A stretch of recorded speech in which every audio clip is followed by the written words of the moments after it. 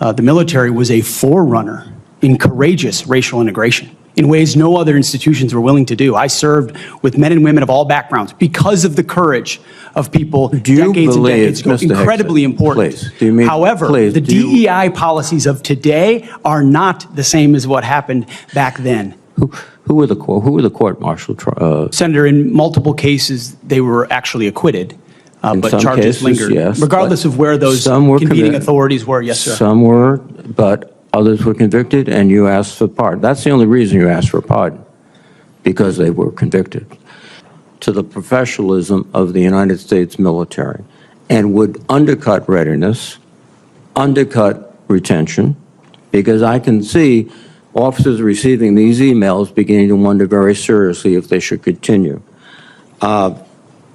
Let me change subject for a moment here. You've been instrumental in securing pardons for several convicted war criminals. In at least two of these cases, the military personnel who served in combat with these convicted service members were not supportive of the pardons. In a heated Senate confirmation hearing, a nominee for a top defense position faced sharp questioning over past comments and his role in pardoning convicted war criminals. Senators confronted him about an email campaign threatening to fire so-called liberal officers, language that mirrored his own public call to clean house in the military. The nominee denied involvement, but defended his criticism of current diversity and inclusion policies, claiming they divide troops and weaken meritocracy. Lawmakers accused him of politicizing the armed forces and undermining respect for military law, pointing to his past remarks disparaging the Geneva Conventions and JAG officers.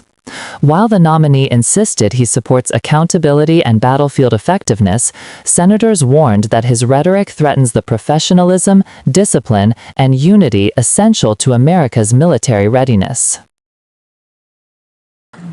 Thank you. You're a very understanding chairman. I like that. I like that.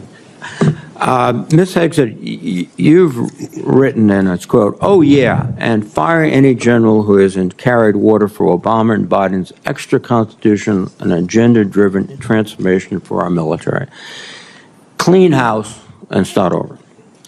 It's come to my attention that current serving military personnel have received emails threatening them with being fired for supporting the current DOD policies. One mail that was sent to a military officer with the subject line, "Clean house," reminiscent of your specific comment, states, and I quote, "With the incoming administration looking to remove disloyal, corrupt, traitorous, liberal officers such as yourself, we will certainly be putting your name into the list of those personnel to be removed. We know you support the woke DEI policies and will ensure you never again influence anyone in the future. You and the redacted spouse's name will be lucky if you're able to collect your military requirement," end quote. Now, I want to remind everyone that these policies that are being referred to date back decades, to the 1940s and 50s, with respect to racial discrimination particularly, and administrations of both parties, including the Trump administration and their first party, caused those policies to be enforced. Mr. Hegseth, are you aware of these emails being sent to officers?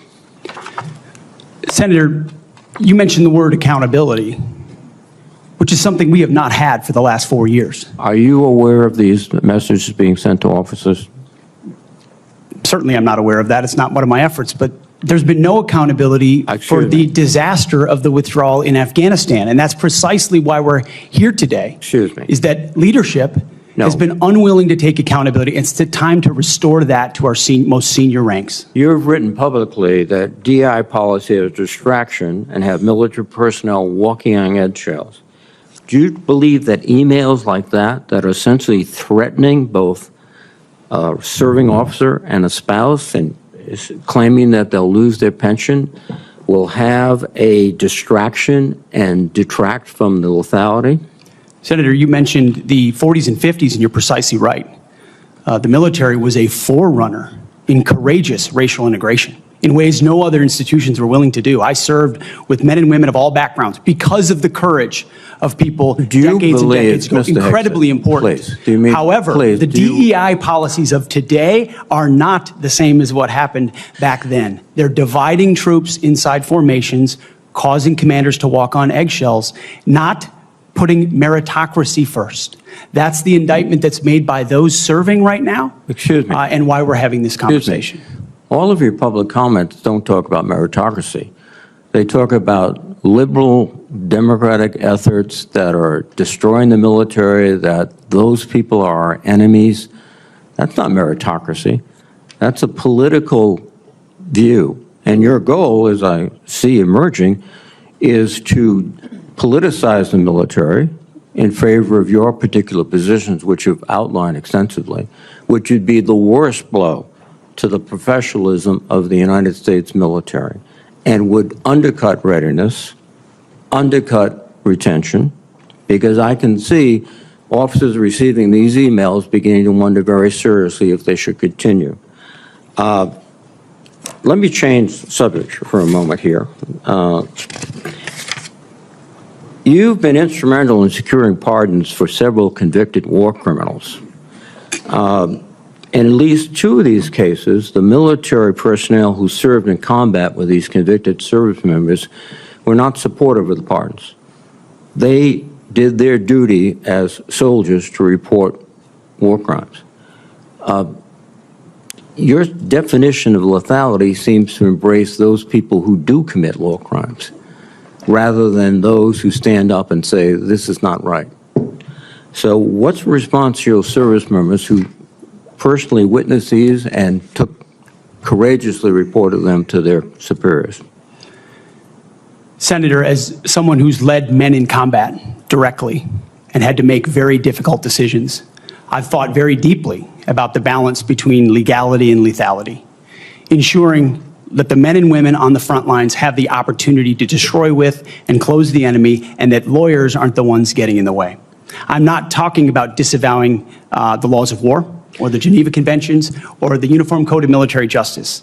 Sir, I'm talking about restrictive rules of engagement that these men and women behind me understand they've lived with on the battlefield, which has made it more difficult to defeat our enemies. In many of the cases you're talking about in particular, sir, there was evidence withheld, there was prosecutorial misconduct, and as someone who looks case by case and defaults to the warfighter, to the men and women with dust on their boots, not the second guessers in air-conditioned offices in Washington, D.C. Excuse me. I look case by case and was proud to work with President Trump to understand those cases and ensure that our warriors are always looked out for. Those cases were adjudicated by who? People in Washington or fellow non-commissioned officers who had also served, sacrificed, and believed in the ethic of the military? Who were the court-martial? Senator, in multiple cases, they were actually acquitted, but some charges cases, lingered. yes, regardless of where those competing authorities were, yes, sir. Some were, but others were convicted, and you asked for pardon. That's the only reason you asked for pardon, because they were convicted.